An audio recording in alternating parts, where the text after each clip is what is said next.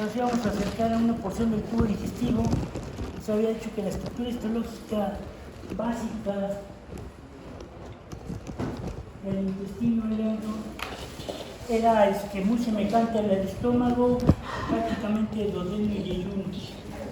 Tienen sustancialmente la misma estructura histológica.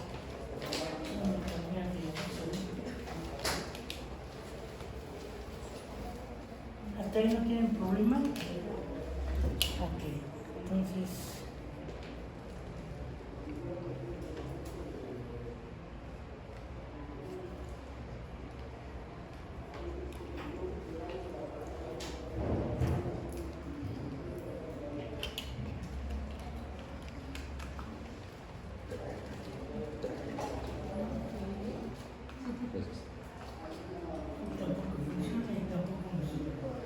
Entonces vamos a darle manual.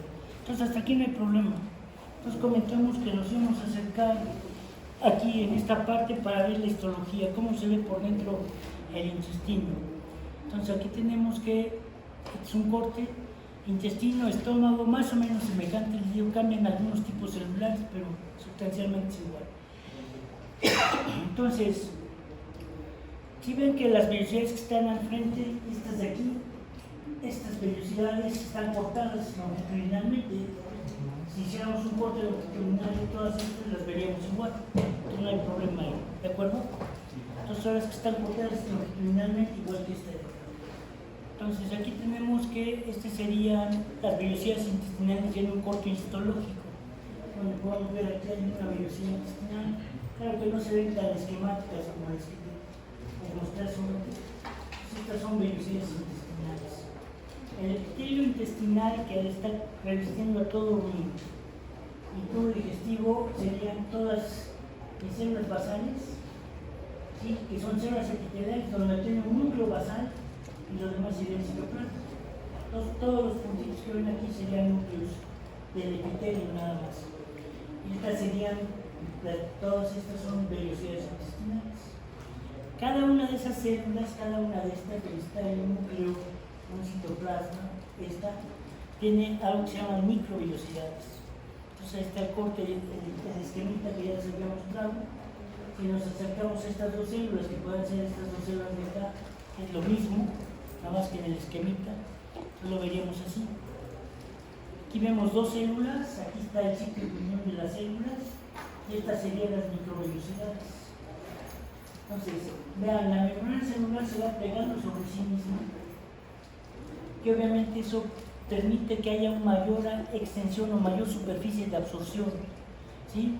Es como si doblan un cable, una cuerda, y la hacen compactita, pero la pueden estirar y eso sería la superficie de absorción real de esto. Entonces, esa es la finalidad de las microvellosidades. Todo esto es la vellosidad intestinal. En dos células, estas serían las microvellosidades. Bueno, en todas las células que están aquí, habrían microvellosidades que permiten aumentar la superficie de absorción. Sin ninguna duda. Ok, pues aquí lo vemos. Entonces volvamos al esquemita y nos acercamos a estas dos células para que les quede aún más claro. Ahí están.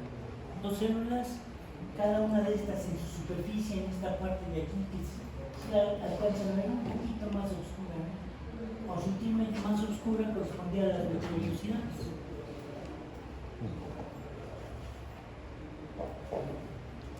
Entonces, ¿cómo está constituida las microvellosidades? Bueno, tiene un epitelio, que es obviamente la parte más superficial, es un epitelio cilíndrico simple.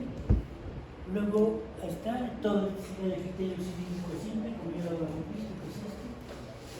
Y todas esas son las vellosidades que no están cortadas transversalmente. Esto sería la lámina propia, ¿sí? O sea, este tejido conectivo que está aquí abajo, se llama lámina propia. Luego vendría la microcirculación, que tiene por su porción arteriolar, venular y capilar.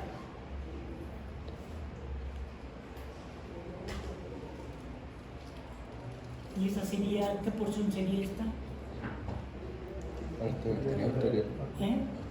Arterial, lleva sangre oxigenada, o sea, todas las células que están aquí, y esta tiene también las arterias mesentéricas, ¿no? o gástricas. Entonces viene aquí, llega forma la microcirculación, esta que sería, estas serían las arteriolas. ¿Esto qué sería? Vénulas. Las vénulas, y lo que está entre ellas, ¿qué sería esta parte? El sistema linfático. No. Esto de aquí, la unión es la porción capilar, arterial y venosa. Acuérdense que la microcirculación es todo esto. Y está constituido por arteriolas, vénulas y capilares. Que ya dijimos que tiene una porción arterial y una venosa. Es donde se lleva a cabo todo el intercambio de gases, de nutrientes, de fármacos, de todo esto. ¿Estos serían qué? Sistema linfático. Ahora sí, los vasos linfáticos que están ahí en la lámina propia. Y el sistema linfático, obviamente ya habíamos comentado que empieza siendo muy chiquito, cada vez se va haciendo vasos linfáticos de mayor calibre para finalmente desembocar en el último de los casos a los conductos torácicos derecho e izquierdo. Esa sería la muscularis mucosae o muscular de la mucosa, ¿sí? Luego vendría la submucosa, la capa muscular interna, la capa muscular externa. Y lo que tiene acá sería la serosa de epitelio intestinal, o sea, la parte de afuera del estómago y de los intestinos. Eso se llama serosa. ¿Alguna duda? A ver quién me la repite todas sin fallar. Entonces, ¿eso qué sería? Bueno, levanten la mano y si no saben ya. ¿Nadie? ¿Se los acabo de decir cuál sería? El epitelio. ¿Esto qué sería? La lámina propia. Esto, la microcirculación. Esto, las arteriolas. Acuérdense que ya fueron. Estas ya podrían ser arterias, sí, ya que están de mayor calibre, pero estas chiquitas serían las arteriolas. Luego estas serían las vénulas. Y aquí estaría toda la microcirculación, que sería esta.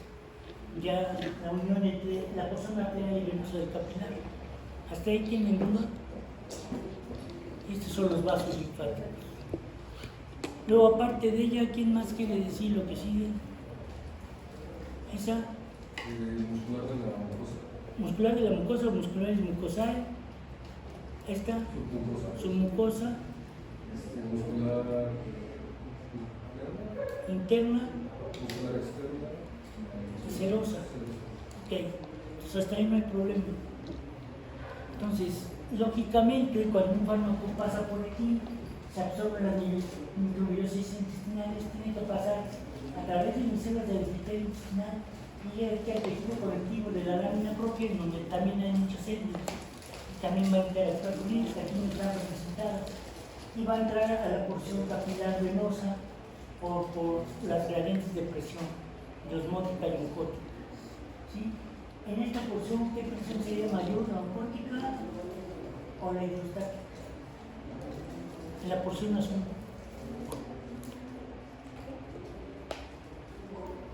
Eso ya también lo vimos. En la otra clase venían dopados o que estaban necesitando todo y ahora ya.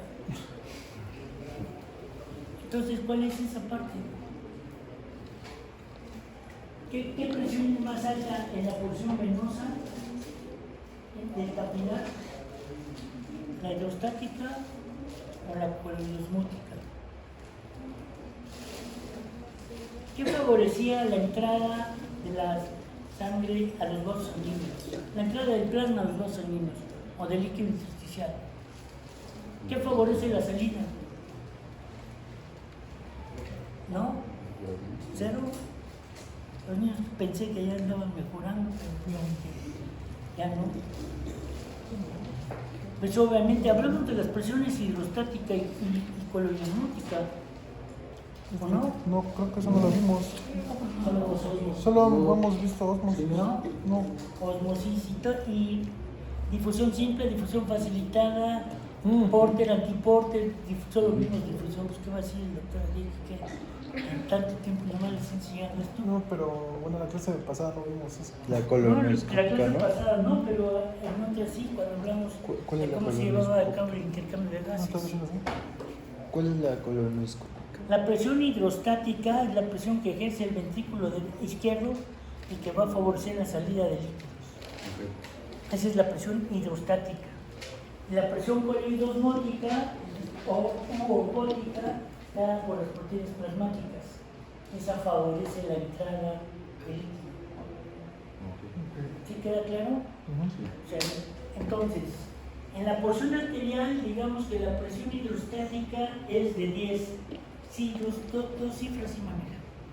Es de 10. Y la presión coloidosmótica es de 5. Entonces, ¿cuál será la fuerza de salida neta? ¿5? 5, claro. Por eso di nada más dos cifras, porque yo dije, ya les voy a comprometer. Esa sería 5, que no es la presión hidrostática real, pero bueno. ¿Por qué? Porque la porción arterial tiende a salir el líquido intersticial. Sale de aquí el líquido intersticial. Entonces, la presión hidrostática está dada por la fuerza de... Es como si metiera una manguera, y en la manguera pusieran un chorro de agua y luego le hacen hoyitos. ¿Qué pasa? Sale el agua, ¿no? Porque esa es presión hidrostática. Y la presión que retiene los líquidos es la presión coloidosmótica. O sea, no deja que salga todo el líquido, sino que salga, por ejemplo, aquí en este caso sería la mitad, sería así. ¿Ustedes también? Entonces, en el lado venoso, que es la que retiene el líquido, ¿cuál creen que sea mayor? ¿Cuál? Dile que quieras. Me has venido, pero no estoy bien.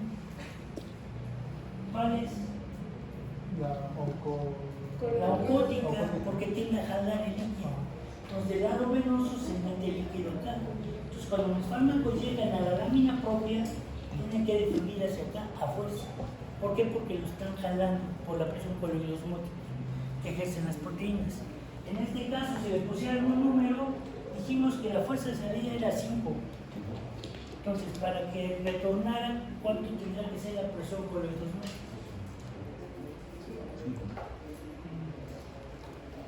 Es muy difícil de comprender eso.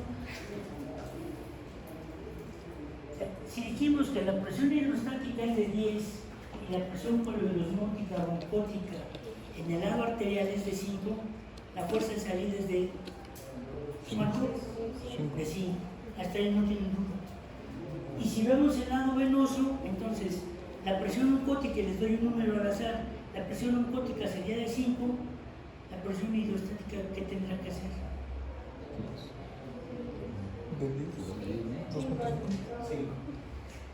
Tendría que ser menor para que la pudiera jalar, si no, no la puede jalar. ¿Sí? Una presión hidrostática, otra presión. Coloidosmótica o oncótica. ¿Sí ya entendieron? ¿O no? A ver, presten una cosa para pintar aquí. Decimos que se contagia aquí.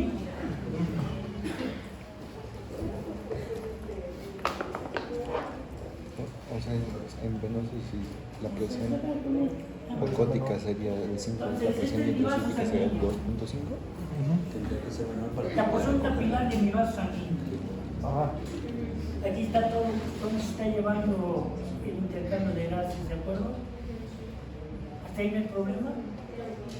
Entonces, aquí mi presión hidrostática que tiende a sacar el líquido sería de 10. ¿Sí? ¿Están de acuerdo? Y la presión coloidosmótica que está dada por las proteínas que están aquí es de 5. ¿Sí? Esta presión oncótica es de 5. Este es de 5. Esta retiene el líquido aquí, no deja que el líquido se salga. Pero como esta es más fuerte, va a salir líquido a fuerza. Imagínense la manguera ahí con agua. Entonces el líquido sale con una fuerza de 5. ¿Hasta ahí tienen duda? Si en este lado hay más proteínas, porque obviamente al salir aquí quedan concentradas las proteínas, Si manejo algún término me preguntan, están aquí. Entonces, aquí mi presión coloidosmótica, vamos a decirlo de 5. Pero para que el líquido que está aquí, todo este líquido, sea jalado hacia adentro, esta presión tiene que ser menor a fuerza. Entonces podría ser de 2. Entonces la fuerza de entrada, ¿cuál sería? 3. ¿Alguna duda? Dijéranlo, si no lo entienden, me preguntan. Ya lo entendieron, ya no vuelvo a ver duda en presión industrial y presión coloidosmótica. Un problemita básico. Si un niño tiene desnutrición proteica, ¿cómo estaría físicamente hablando? Si tiene que. Desnutrición proteica, que le faltan proteínas. ¿Delgado? Delgado, ¿no? ¿Por qué? Delgado. Por supuesto. que No, gordito, ¿no? Porque retendría más más líquidos. porque tendría a salir el líquido al espacio. Les digo, les cambio las palabras y ya. Tienen que manejar la información. Si no la manejan, lo pueden aprender de memoria. Y es lo que les pasa en los exámenes míos. Que se lo aprenden de memoria, les cambio una cosita y ya, como no está en memoria claramente, ya los hizo cuestionarse. Quedó claro la presión hidrostática, la presión coloidosmótica, glucótica, y si no les queda claro, volvemos a explicar. ¿Todavía te queda claro? Ahora tienes cara de yo no sé ni qué está hablando. Bueno, pongamos, ¿conocen la porción? Déjame ver, no me va a ayudar más. Es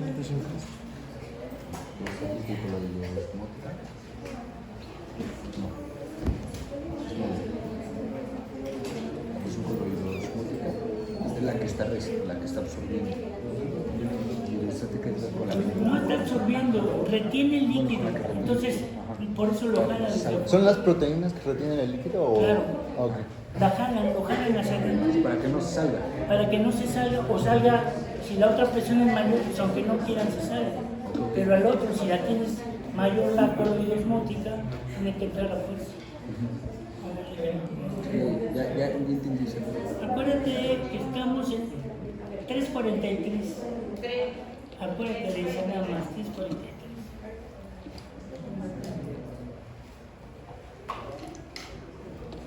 Y vamos a poner el capilar así como lo vimos.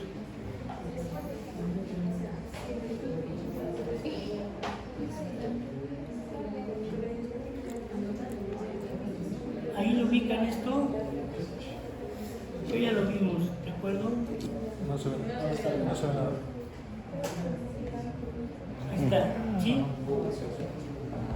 Este es pulmón, pero no importa. Vamos a tomar como que esta es mi arteria y esta es mi vena, ¿de acuerdo? Nomás para no estar buscando.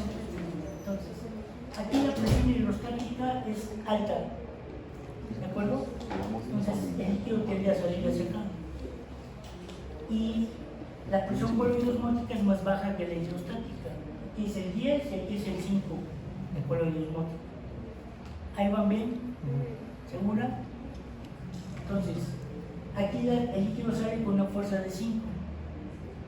Entonces, conforme va pasando aquí y hay el intercambio de gases y de todo esto, a ver, permítame un segundo.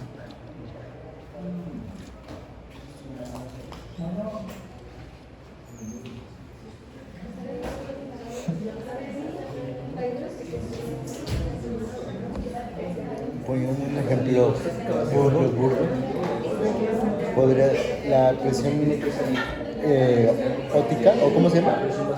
Coloidosmótica.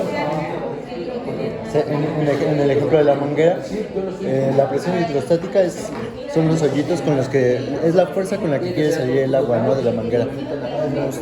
La hidrostática. Y la coloidosmótica es imaginando que haya cerro en la manguera, es lo que impide que salga con toda la agua de esos hoyitos que tiene la manguera, ¿no? Que en este caso el cerro serían las proteínas.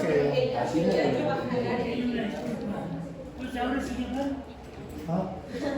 Entonces, aquí ¿Sí en el sería eso? momento en que sale el líquido, salió el líquido, aquí lo que pasa es que la presión oncótica al salir líquido, pues ya hay una hemoconcentración, o sea, las proteínas se concentran.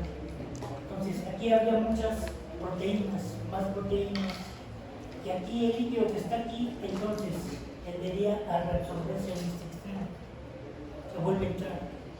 Entonces, es por eso que todos los fármacos y todos los alimentos y todo entran por el lado venoso, para evitar ese problema. Entonces, aquí sale un líquido y se vuelve a reabsorber.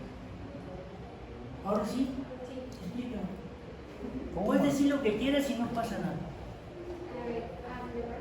Si quieres, sí. Bueno, la presión fuera Se puede hacer por la presión hidrostática viene del efecto izquierdo, ¿no? se está dando por la fuerza. Por la fuerza del efecto. Es como si pusieras una bomba. Ajá, entonces va a ser más alta que la presión osmótica. ¿En dónde? En la onda arterial. Bueno, La porción la arterial. arterial. Entonces, pues ya cuando se hace el intercambio pues, arterial y venoso, pues ahí se forman muchos, bueno, va a haber mucho cúmulo de proteínas plasmáticas. Las proteínas ya están adentro. Aquí mis proteínas ya vienen aquí. ¿Dónde están? Mis proteínas ya están aquí. Aquí están proteínas. Vamos aquí, nomás vamos a poner un pedacito. Aquí hay tantas proteínas. Pero la hidrostática es más fuerte que estas. Entonces aquí permite la salida del líquido. Por la fuerza de contracción es como si pusiera una bomba en una manguera. Entre más presión le metan a la bomba, pues más fuerte salen los chorritos y mejora también. Okay, luego, Y bueno, ya en el cúmulo, entonces ya después eso permite, bueno, la presión periodosmótica pues va a ser más alta ya en la porción venosa y va a permitir que el líquido pues entre. y es más alta acá, la presión coloidosmótica es más alta. ¿Por qué? Porque aquí ya perdió presión esto, ya salió líquido, ya se liberó un tanto la presión hidrostática. El capilar como que controla esa de la presión hidrostática. Y bueno, por eso decir que así podemos ver toda la patología de la hipertensión arterial, y por qué se afecta la microcirculación de los diabéticos, y por qué se amputan los pies y todo eso, pero bueno, no está bien. Me conformo con que sepan esto, ¿está bien? Entonces, si esta es más alta que la hidrostática, aquí mi hidrostática sería más chiquita, entonces obviamente el líquido que está aquí tiende a meterse. A ver, ¿dudas ya? ¿Te claro? ¿Alguien? Ya que le pregunte puede pasar a explicarlo libremente. Entonces, ¿por qué no dicen que tienen dudas? Bueno, ya sabes que te tocó. Ya lo sabía, desde que tenía. A ver, presión hidrostática, ¿por quién está? ¿Cuál es el izquierdo? Es el que se contrae con mayor fuerza. Calladito, niños. Entonces, presión hidrostática está aquí. ¿Pero quieren pasar a explicar ustedes? Aquí mi presión hidrostática es más alta que la coloidosmótica, es más alta que estas proteínas que están aquí. La fuerza con que tiende a salir esto es de 10, pero está siendo inhibida por estas 5 que están acá. Suponiendo que son de estas 5 que están acá. Entonces, si esta es de 10, la que saca, y 5 la que retiene, hay una fuerza de salida. ¿Qué cuál es? 5. Entonces, aquí sale con 5. Aquí no hay problema. Y hasta aquí el líquido sigue con 5, que viene un poco, pero vamos a decir que sigue siendo 5. Pero entonces, acá pasa esto, aquí ya pierde presión, y como salió mucho líquido, esto quedan concentradas estas proteínas. Ni están aumentando ni están disminuyendo. Están en la misma concentración, pero como de este lado hay menos líquido, es como si ponen un vaso con sal, le ponen en un litro y le echan una cucharada de sal, queda diluida, pero si lo sacan la mayor parte del líquido y dejan un chorrito así, la sal se va a ver mucho más líquido. Es la misma sal. Ahora sí, ¿ya? Entonces, aquí esta hay mayor cantidad de proteínas, y las proteínas decíamos que tendrían a retener el líquido o a jalar.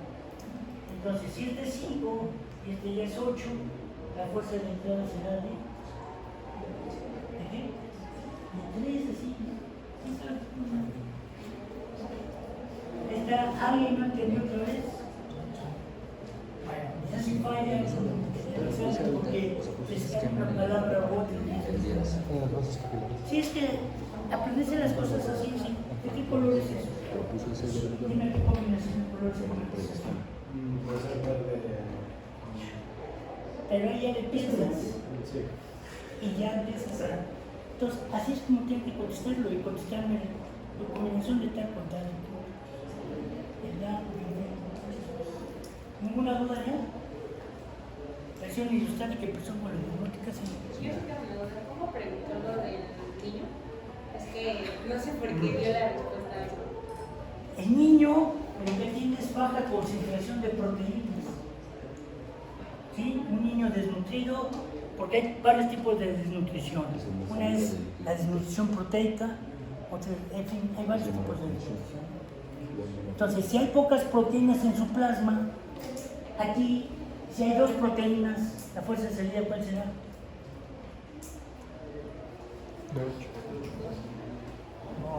¿Qué? Si hay 2 proteínas y la hidrostática sigue siendo 10, ¿cuál será? Entonces sale más líquido. Y acá, si hay 2 proteínas y aquí sigue siendo 10, pues tampoco reabsorbe. Ahora sí, es un problema ahí médico y que es explicar las cosas. ¿Por qué se hincha un paciente que hace una cirugía? ¿Pero por qué? ¿Cuál es el primer evento de la inflamación? Los primeros y edema es el primer evento. Paso de dilatación. Y aumento de permeabilidad. Lo que tiene que ser el aumento de permeabilidad. Entre más manipulen a su paciente, obviamente más edema va a tener. Entonces, cuando ven a alguien que llega así es porque le hicieron ahí todo y menos sacar. Y cuando lleguen y hagan sus cirugías, el paciente esté poco hinchado y se da caray, trabajo muy bien. Es lo cuando le saquen sus terceros molares a algunos. Ya piensen quién se los va a sacar. Entre menos sepan, más iatrogénicas van a ser. Ok, ¿ya quedó claro así? ¿Alguna duda? ¿Tienen un Kleenexito o algo? Borrador. Gracias. Entonces, ¿ya quedó claro ahora sí? Es que esto es importante para todo el intercambio de todo. Entonces, hay otra pregunta que se me ocurrió. ¿Por dónde saldrán los fármacos para actuar sobre un determinado tejido? ¿Por dónde saldrán? Los fármacos para actuar en un tejido. Pues por la presión hidrostática. ¿De qué lado? ¿Arterial o venoso? Ya te hicieron dudar ahí. Arterial. Claro, por el lado arterial. Dijo que entraba por venoso. ¿Y por dónde se entraban? ¿Por dónde va a actuar sobre? Cuando ya pasaron todo ese show, van a llegar a la arteria. Y la arteria los va a llevar a todo el organismo, no la vena. Entonces ahí actúa mi fármaco. Y después de que pasa mi fármaco, ¿qué pasa con él? Ya baja sus concentraciones, etcétera, y es reabsorbido por el otro. ¿Ven cómo sí tiene una aplicabilidad? ¿Ya quedó claro eso?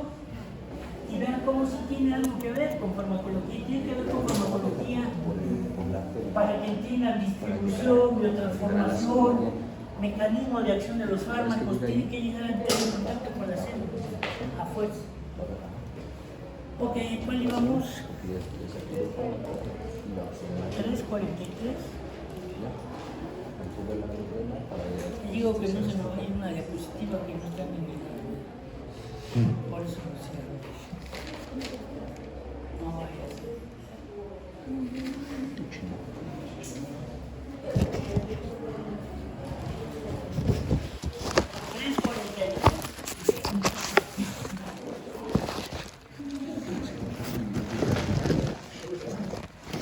Vas a perder ese interés por esto.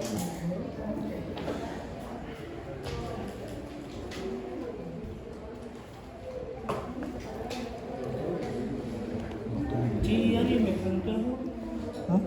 ¿Nadie?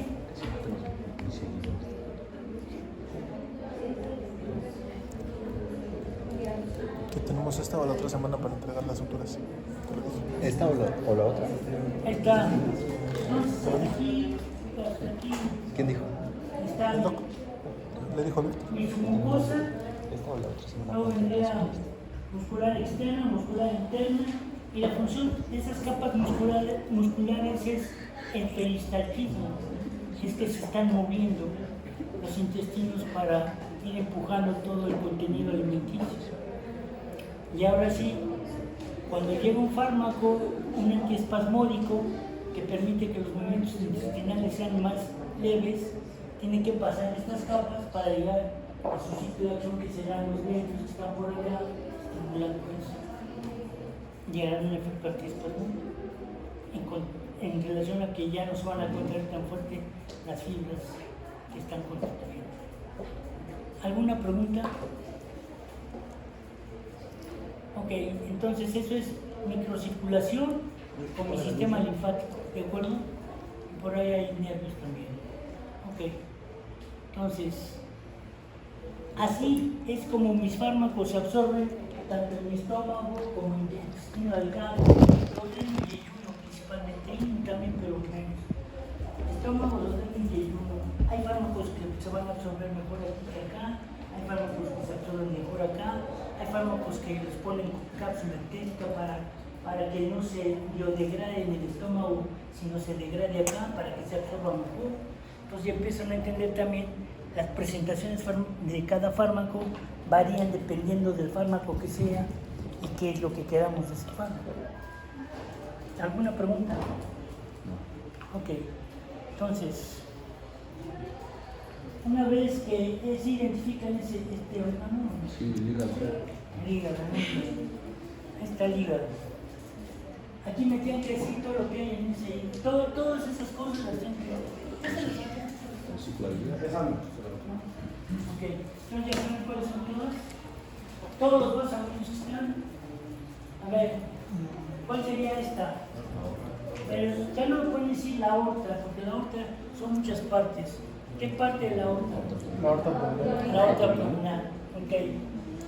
Y la aorta abdominal, ¿qué se está originando? Que va al hígado. La arteria hepática. A la arteria hepática. O sea, no hay más. Esta ahorita nos olvidamos de ella. Este vaso sanguíneo que está aquí, que lo pulsa por fuera, por atrás, pero por fuera. Cava inferior. La vena cava inferior y la vena cava superior. ¿Sí? Entonces, esta, Esa es La la porta. vena porta, que es la que entra al hígado, esa sería la vesícula y parte de los conductos biliares. Hasta ahí no hay problema. No. Y este es lo que el hígado se sostiene. Si es un ligamento, ¿cómo se llama el ligamento? Ligamento falciforme. falciforme. Ok, sí. Así como ustedes, falciforme. Entonces, ¿hasta aquí tienen duda? Bueno, entonces dijimos que todos mis alimentos iban a entrar por mi sistema extrahepático y luego van a entrar al sistema porta intrahepático. Si cortamos este segmentito de aquí y lo hacemos grande, vemos un lobulillo hepático, que es la unidad anatomo-funcional del hígado. ¿Hasta ahí está bien? Sí. ¿Alguna duda? ¿No? Entonces, vean, este es mi sistema porta, aquí está mi sistema porta. Entra al hígado y se empiezan a dar muchas ramitas. Hasta ahí no hay problema. O sea, este es el lobulillo hepático que está limitado por estos que se llaman espacios porta, que es una arteria, una vena y un conducto biliar. Entonces, este es mi lobulillo hepático. Entonces, vamos a verlo, vamos a acercarnos aún más en esta parte. Entonces, va llegando por aquí, esta sería parte de mi sistema porta intrahepático, todo lo que va en azul.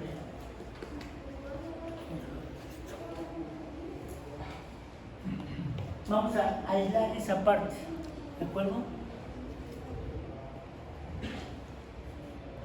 Y ahí está. Entonces vemos que ahí está, identifican sistema hepático, sistema porta intrahepático, Sí. todo lo que está en azul excepto esto. La arteria hepática. Sí. Entonces, Decíamos que este viene de mi sistema porta extrahepático, de las mesentéricas, de las gástricas, etc. Llega aquí la sangre y pasa a través de los sinusoides hepáticos. Este es sinusoides hepáticos. Entonces viene la sangre aquí, pasa a través de todos, ¿no? Por todas las ramitas chiquitas que están saliendo. ¿Hasta ahí tienen duda? Ok. Entonces pasa aquí, vienen mis alimentos, mis fármacos, etc. Y aquí, como pueden ver, hay como un cortocircuito. La arteria se comunica directamente con mi sinusoide. Y aquí se mezcla la sangre. Aquí hay sangre arterial y sangre desoxigenada que viene de mi sistema porta. Todos los cafecitos que serían son células. Hepatocitos están en el hígado. Bien, buena deducción. Entonces, aquí está. Entonces vienen así. Entonces, los alimentos, los nutrientes, los fármacos llegan a mis sinusoides hepáticos. Y esto sería una célula de Kupffer o un celular que es un macrófago que está en los sinusoides hepáticos, que sirve para detectar si por ahí se va un microorganismo o algo lo fagocita. ¿Hasta ahí tienen duda? Ok. Y esto otro que está acá sería los conductos biliares, los canalículos biliares que se van a convertir en conductos biliares. El hígado produce bilis y la echa hacia los canalículos biliares. Y los canalículos biliares se van haciendo cada vez más grandes hasta formar conductos biliares. ¿Qué no entienden de eso? Entonces la circulación viene aquí, viene de acá, viene de acá y viene de otros estos. Y llegan a un vaso sanguíneo que se llama vena centrolobulillar. ¿Cómo? Vena centrolobulillar. ¿Por qué creen que se llama centrolobulillar? ¿Cómo? Medio del uterino. Y vamos a ver todas las. Lobulillar. ¿Qué? Centrolobulillar. Lobulillar. Ahí está, vean. ¿Ven la vena centrolobulillar? Sí. ¿Por qué creen que se llama centrolobulillar? Pues no hay problema. Esa es la vena centrolobulillar. La vena centrolobulillar, bueno, hay varios tipos de endotelio. Este sería el endotelio continuo, o sea, mis células endoteliales están revistiendo toda la luz de mi vaso sanguíneo. ¿Sí las ven? Las bolas que se ven ahí serían eritrocitos. Hay otro tipo de endotelio que se llama endotelio. No, es que no lo había pasado, es que aquí ya lo pasé. Ese es el endotelio. ¿Sí? Lo azulito claro sería parte de la membrana basal, lo azulito más oscuro sería parte de la membrana basal, lo azulito claro sería el endotelio, el núcleo azul que está abajo sería el núcleo de la célula endotelial. ¿Sí? ¿Ya lo ubicaron? Sí. Ok. Y los dos que están adentro serían eritrocitos. Este se llama endotelio continuo, que en algunos libros lo pintan bueno, todavía no, eso es en otra parte. Bueno, aquí este se llama endotelio fenestrado. O sea, ahí como pueden ver hay hoyos literalmente. Sirve como una coladera y está principalmente en riñón. Y lo vamos a ver cuando veamos excreción de los fármacos. Y este es el endotelio discontinuo. Los sinusoides hepáticos tienen endotelio discontinuo o endotelio sinusoidal, que también se llama. ¿Qué les llama la atención de ese endotelio discontinuo? Está más poroso. Que tiene muchos hoyos, Está muy poroso. muchos hoyos, y entonces el plasma que viene ahí prácticamente entra en contacto con el hepatocito de una manera muy importante. ¿Sí? Ese es el endotelio, sí. ¿Cómo era que se llamaba el endotelio que tenía como letras? El chiquito fenestrado. Es como si fuera una coladera o una de esas cosas con las regaderas también, con las que nos bañamos, esos serían las fenestras. El endotelio discontinuo es cuando ya tiene hoyos tu coladera y ya no cuela nada, todo entra en contacto. Ok, y ese es endotelio sinusoidal o endotelio discontinuo. Entonces, vamos a acercarnos a un hepatocito. Un hepatocito. Entonces, pregunta simplista. ¿Cuántos hepatocitos hay en ese esquema? 4. ¿Alguien 3. más? 3. 3. ¿Alguien más? ¿Nadie? Alejandra, ¿cuántos piensas que hay? 3, por supuesto que no. Sí saben contar, 4. ¿no? Baboso. Amarillo es el hepatocito que tiene, está desglosado y tiene sus organitos y todo. Son 4. Aquí sería 1, 2, 3 y el de arriba 4. Estaba muy compleja la pregunta, de alto grado de dificultad.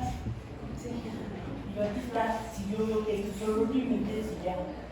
Aquí el hepatocito central, que es este, obviamente tiene una gran cantidad de organitos, gran cantidad de retículo endoplasmático liso, el retículo endoplasmático rugoso, el hígado se usa muchas cosas. Entonces, este hepatocito central también vemos que su membrana celular tiene como si tuviera microvellosidades, o vellosidades nada más. Prolongaciones de la membrana plasmática se pliega sobre sí misma porque aumenta el contacto con todas las sustancias. ¿Cuántos sinusoides discontinuos hay ahí? A veces son 3. 3.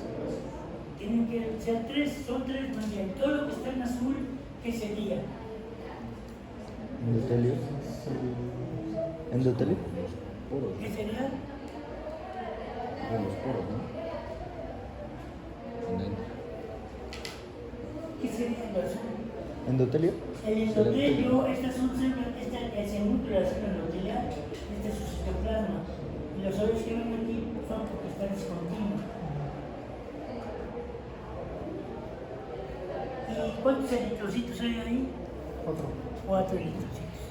¿Qué nos faltaría ahí para completar la sangre? Muchos leucocitos que también irían por ahí, pero sustancialmente el plasma sanguíneo. Esto es sangre literalmente, ¿no? Obviamente el endotelio no es tan grande y no permite salida de células, pero sí permite que el plasma entre en contacto directo con el hepatocito. ¿Hasta ahí van bien? Y aquí esta célula pues, tiene el núcleo, tiene el retículo plasmático rugoso, liso, lisosomas, mitocondrias, esto piensa que quisieron dibujar, pero puede ser cualquier cosa, ¿no? Tienen sus organitos celulares.